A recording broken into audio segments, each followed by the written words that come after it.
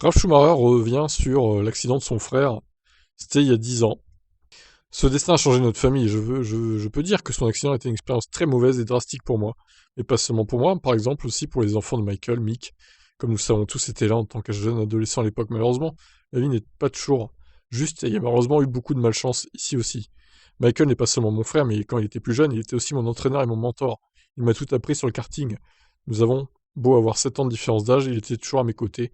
À l'époque, nous avons conduit des karts ensemble, pratiqué des dépassements, toutes ces choses qui sont importantes dans le sport auto. Il m'a donné toute l'expérience qu'il avait acquise au cours des 7 années précédentes. On m'a simplement permis d'apprendre auprès du meilleur.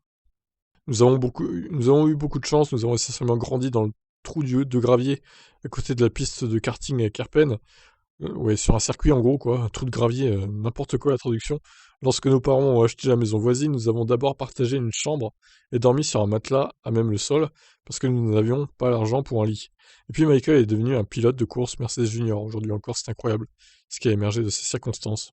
Mon Michael de l'époque me manque. La vie est parfois injuste. Michael avait souvent eu de la chance dans sa vie, mais ce tragique accident est arrivé. C'est vrai ça. Au final, de toute sa chance cumulée, a produit une énorme malchance, quoi. C'est terrible. Heureusement, les options médicales modernes ont permis de faire certaines choses, mais malgré tout, rien n'est plus comme avant. Ouais, bon, en gros, voilà, c'est un lugubre, hein, voilà. Ils veulent pas le dire, hein, mais c'est ce qui transparaît dans leur déclaration. Rien n'est plus comme avant. Le médical moderne a permis de faire certaines choses, de garder en vie, c'est-à-dire artificiellement, quoi, en fait. Bref, est-ce qu'un jour on saura dans quel état il est? Est-ce qu'on aura des photos? Je pense pas, honnêtement. On n'aura aucune info avant qu'il meure. Je pense que ça va se finir comme ça, hein. Qu'en pensez-vous?